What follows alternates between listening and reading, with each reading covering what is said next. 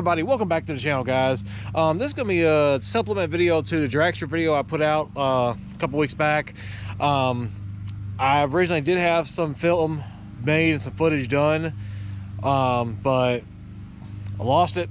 So this is gonna be what has been done to the car since last year, since a lot of people have not seen what's been going on.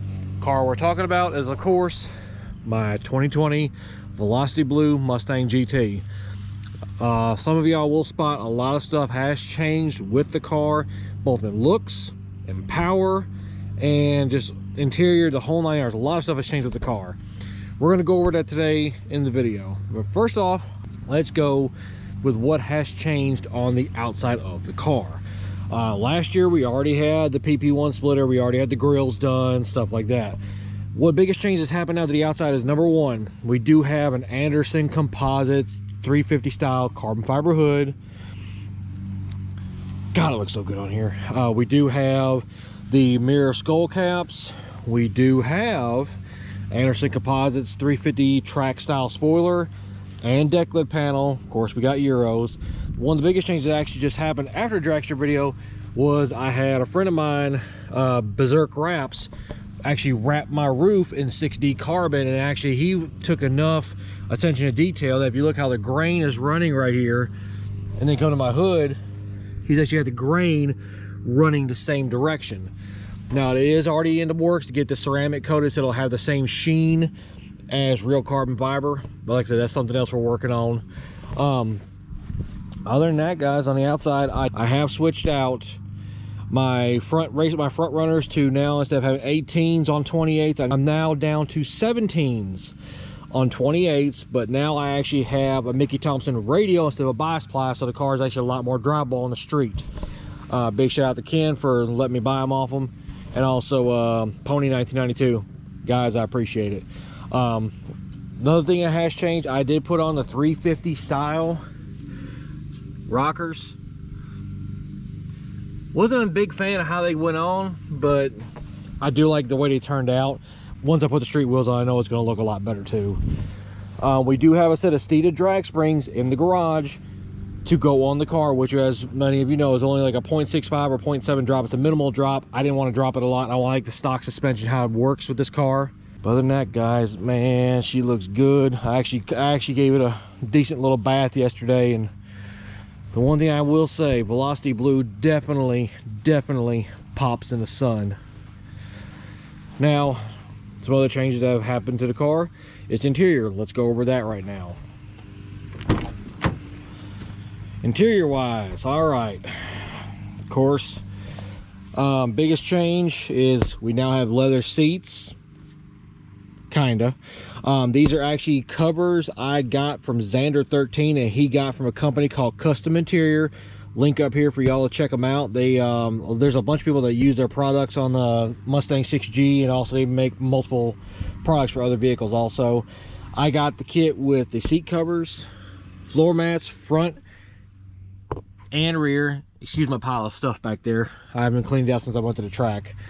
Now, like I said, from a standpoint of living with them now for the past few months, they are a tad warmer than a stock leather seat, but this winter I'm not gonna mind it. And in all honesty, even during the summer, the air conditioner does very good in this car, so I mean, it takes care of it. All right, sitting down in the cockpit, here's what we got going on now.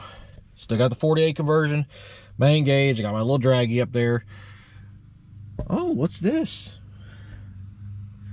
For some of you that don't know, yes, boost is back on the car. We'll go over that here in a second. This is the biggest change, and honestly, one of my favorite things that has happened to the car is, yes, I have put in the digital cluster in the car. Thanks enough, we had a customer that I originally bought this for his 16, and he didn't realize how much modification was got to be done behind the dash, and he let me get it basically for what he had in it, so I jumped on the opportunity to have it.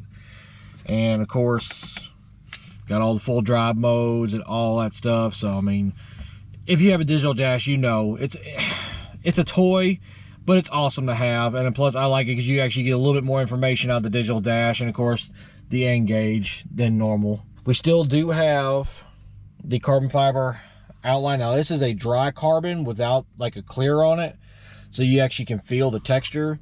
I've got that here. I also got this from Xander 13. I cannot remember the company this came from, and I also have it on the sill plates. Like I said, I cannot remember the exact name of the company, but I'll see if I can get them to send me the link to it. As far as interior goes, about the next couple things that's probably going to happen, I am going to have some other tint work done on the windshield, probably have a strip put in. I am possibly going to be changing out the steering wheel. I am not 100% for sure yet. I have to find one I like. But let's get to the meat and potatoes, what all y'all want to see, which is right underneath here. And under hood number 1. Oh yes.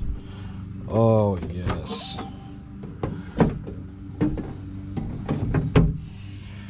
We have installed a Vortec V3 JT trim supercharger kit on the car with their blacked out with their blackout intercooler.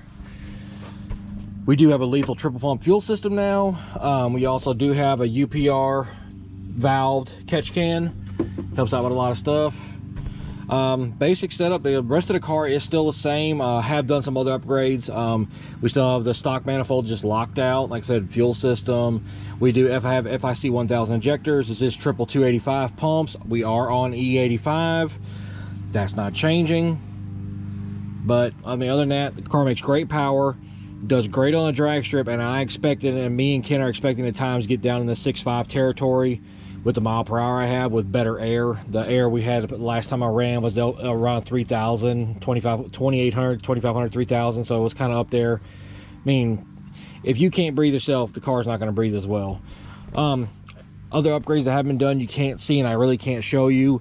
I do have a DSS 2,000 horsepower axles, and I also have a DSS carbon fiber one-piece drive shaft in the car.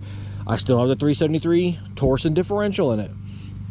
So it's kind of interesting. I'm actually hitting the top of 5th, banging in a 6th at the end of the 8th mile. So the car has been basically set up for 8th mile tracks. There's gonna be no quarter mile in the future unless I drop the gear down and either put a 331 or a 315 in it from a V6 car from another car.